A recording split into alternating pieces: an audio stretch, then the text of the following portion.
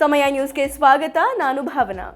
OTTಯಲ್ಲಿ ಪ್ರತಿ ವಾರ ವಿಭಿನ್ನ ಕಥಾ ಹಂದರವಿರುವಂತಹ ವೆಬ್ ಸೀರೀಸ್ಗಳು ಸ್ಟ್ರೀಮಿಂಗ್ ಆಗ್ತಿವೆ.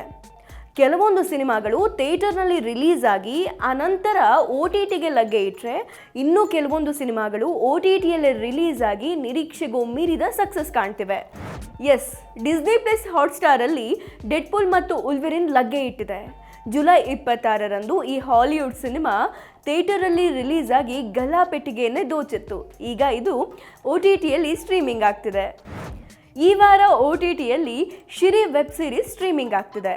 ಈ ಒಂದು ಕತೆ 1996ಅಲ್ಲಿ ಡೆಲ್ಲಿಯಲ್ಲಿ ನಡೆದ ಒಂದು ನೈಜ ಆಧಾರಿತವಾದ ಕತೆ ಆಗಿದೆ. ಒಬ್ಬ ಮಹಿಳೆ ತನ್ನ ಗಂಡನ ಆರ್ಥಿಕ ಪರಿಸ್ಥಿತಿಯಿಂದ ಬೇಸತ್ತು ತಾನು ಮನೆಯಿಂದ ಆಚೆ ಬಂದು ಸಮಾಜದ ಎಲ್ಲ ಕಟ್ಟುಪಾಡುಗಳನ್ನು ಮೀರಿ ಮ್ಯಾಜಿಷಿಯನ್ ಆಗಿ ಒಂದು ದೊಡ್ಡ ವೇದಿಕೆಯನ್ನು ಏರಿ ತನ್ನ ಕನಸನ್ನು ನನಸು ಮಾಡಿಕೊಳ್ಳುವಂತಹ ಒಂದು ಅದ್ಭುತವಾದ ಇನ್ಸ್ಪಿರೇಷನಲ್ ಸ್ಟೋರಿ ಇದು.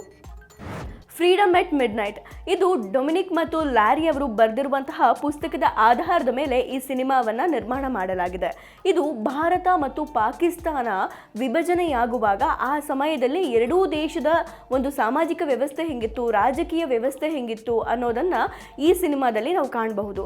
ಜೊತೆಗೆ ಈ ಒಂದು ಪುಸ್ತಕದಲ್ಲಿ ಏನು ಮೆನ್ಷನ್ ಆಗಿದೆ ಅಂದರೆ, ಗಾಂಧೀಜಿ ಮತ್ತು ಸರ್ದಾರ್ ವಲ್ಲಭಭಾಯ್ ಪಟೇಲ್ ಅವರ ನಡುವಿನ ಸಂಘರ್ಷ ಹೇಗಿತ್ತು, ಯಾವ ರೀತಿ ಅದು ದೇಶ ವಿಭಜನೆಗೆ ಪರಿಣಾಮ ಬೀರಿತು ಅನ್ನೋದನ್ನು ನಾವು ಈ ಸಿನಿಮಾದಲ್ಲಿ ನೋಡಬಹುದಾಗಿದೆ. ಈ ಸಿನಿಮಾ ನಾಳೆ ಸೋನಿಯಲ್ಲಿ ಸ್ಟ್ರೀಮಿಂಗ್ ಆಗ್ತಾ ಇದೆ. ಟಾಲ್ಮರ್ ರೋಮಿಯೋ ಜೂಲಿಯೆಟ್ ಇದು ಆಧುನಿಕ ಕಾಲದ ರೋಮಿಯೋ ಜೂಲಿಯೆಟ್ ಪ್ರೇಮ ಆಧಾರಿತ ಕಥೆಯಾಗಿದೆ. ಕಲ್ಪನೆ ನಗರಿ ಟಾಲ್ಮಾನಲ್ಲಿ ಈ ಕತೆ ನಡೆಯುತ್ತೆ. ಪ್ರೇಮಿಗಳಿಬ್ಬರು ತಮ್ಮ ಕುಟುಂಬದವರ ವಿರೋಧದ ನಡುವೆಯೂ ತಮ್ಮ ಬದುಕನ್ನು ಕಟ್ಟಿಕೊಳ್ಳುವ, ಬದುಕಿಗಾಗಿ ಹೋರಾಟ ನಡೆಸುವ ಕತೆ ಇದಾಗಿದೆ. ಪೈಥನಿ ನಾಳೆ OTTಗೆ ಕಾಲಿಡ್ತಾ ಇದೆ. ಇದು ತಾಯಿ ಮತ್ತು ಮಗಳ ಭಾವನಾತ್ಮಕ ಸಂಬಂಧ ಇರುವ ಕಥೆಯಾಗಿದೆ.